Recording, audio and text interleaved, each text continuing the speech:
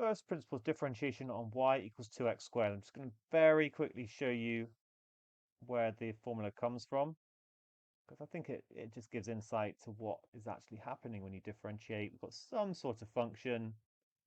Let's pick a point on this function, y equals f of x at the moment.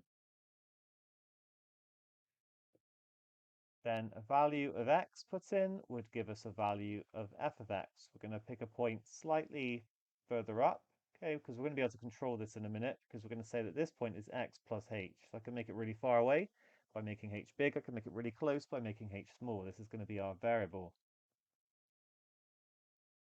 And this will become f of x plus h. Okay, that inside the bracket is the x plus h. And then if I want to find the gradient of this line, delta y over delta x, sorry, yeah, I can call it that. It's going to be the rise, which is the difference between these, the f of x plus h minus f of x will give me that distance, divided by x plus h minus x, which is just h. So that is my gradient between my 2 points, the gradient of the chord. And then what we're going to do is let this get closer and closer together. So the limit as h approaches 0, in fact, of f of x plus h minus f of x over h.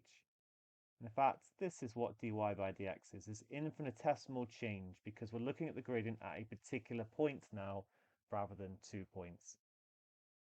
So that is that equation, and you are given it in the formula book. Here it is. So we just need to apply it in this question, actually.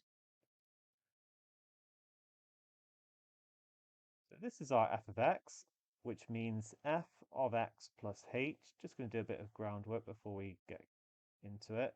It's going to be 2 times x plus h all squared, which is 2x squared plus 2hx plus h squared.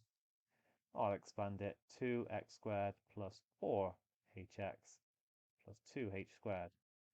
So therefore, dy by dx, which is the same thing, of course, as f dash x, is going to be the limit as h tends to 0 of f of x plus h, which I've just figured out.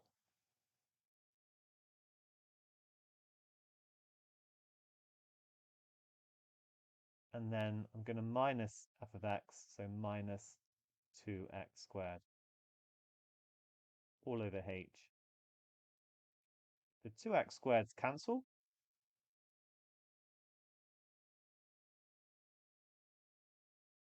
I can factorize out h, 4x plus 2h over h, because now I can cancel these two.